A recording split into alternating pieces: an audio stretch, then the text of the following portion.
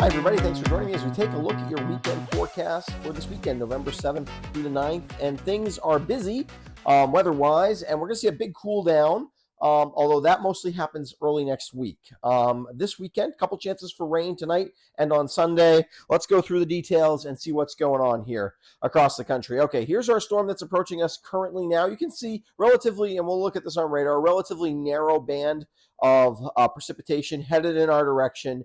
There's a lot of clouds and some precipitation that shows up on radar but isn't really hitting the ground, although there could be a sprinkle or two earlier in the day. But for the most part, just cloudy today, maybe a peak of sun even, especially this afternoon. But generally, we're waiting till this evening and overnight tonight for a period of rain. Not a lot of rain with this one, but a little bit of rain.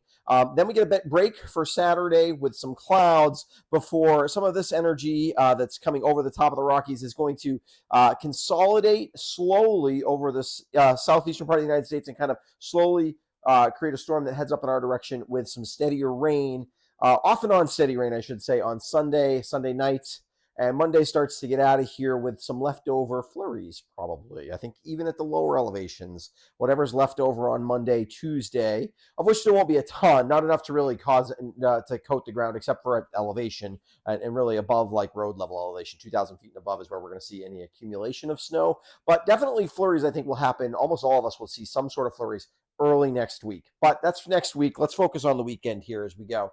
In terms of radar, you can see relatively narrow band of showers, even an embedded rumble of thunder here. But I don't think we'll see any thunder as this comes through overnight tonight. But we will see a heavier burst of shower. But as you can see, only for an hour or two, maybe three, where that steady rain falls. Otherwise, most of this is not actually hitting the ground. But there is some higher up in the, basically it's drying out before it hits the ground. So we call that Virga. Currently over southern Vermont. And you can see here's the beginning of our next system.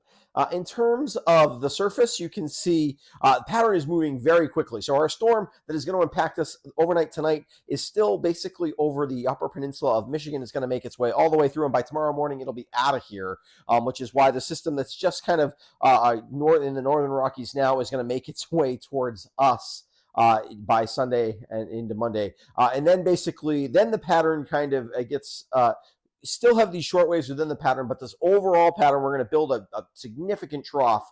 And especially for the southeastern part of the United States, some very cold for this time of year air is going to move into the southern part of the United States behind our storm on Sunday. It will be chilly, the air that comes on top of us, below average for most of next week, but not the kind of, you're going to hear about like some potential for record lows and things like that in the southeastern part of the United States. In Florida, they're talking about getting down close to like upper 30s maybe in some parts of northern Florida, which for this time of year is very cold down there.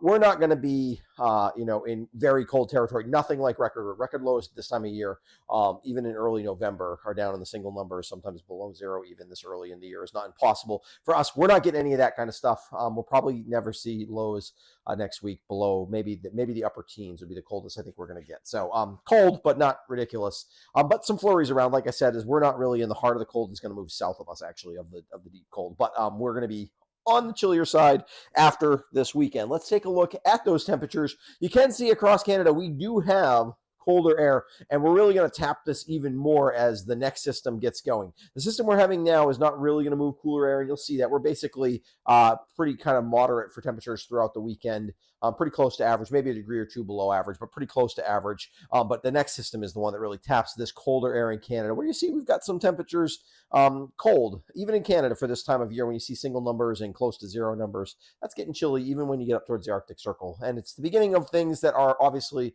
to come as we get throughout the winter, but not.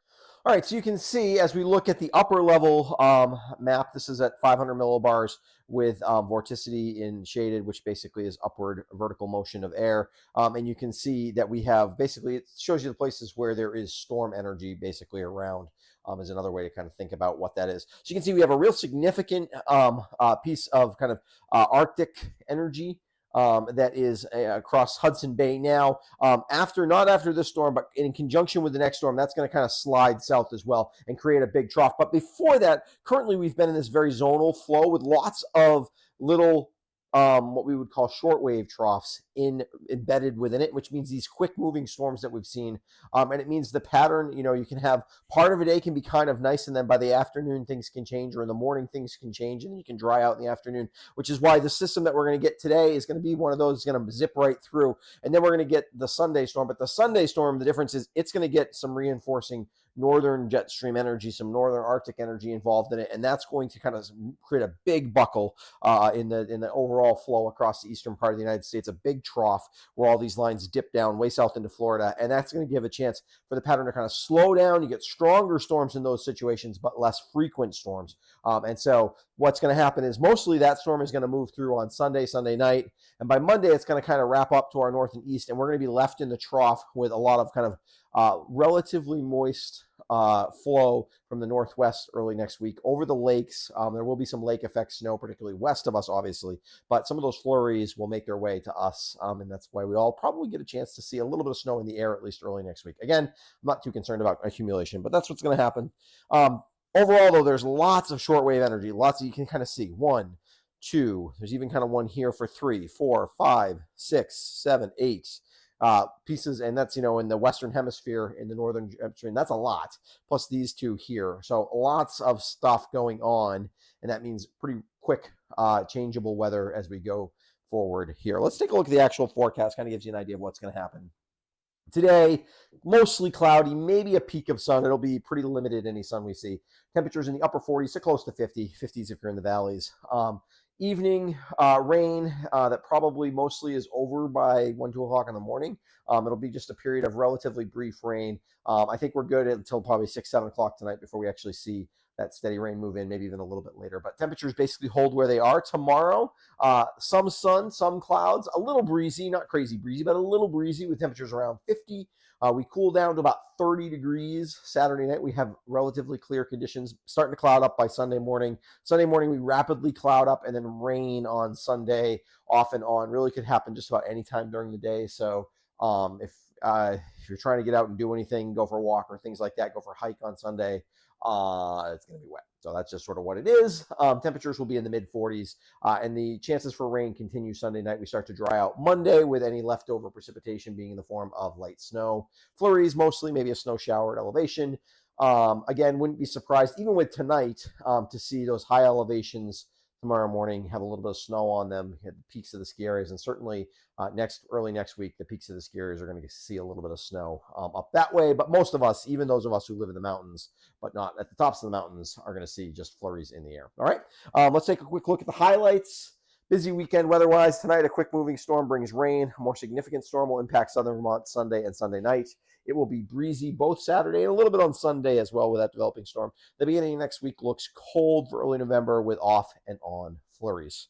I want to give a quick shout out to my patrons. They help support what I do here at the West River Weather Guy, and I do appreciate them. We're back to forecasts on Monday and Friday and some updates as we go throughout the week. As storms become more significant, especially in the winter weather direction. Thanks for supporting the channel. I will be back on Monday with an updated look at your work week.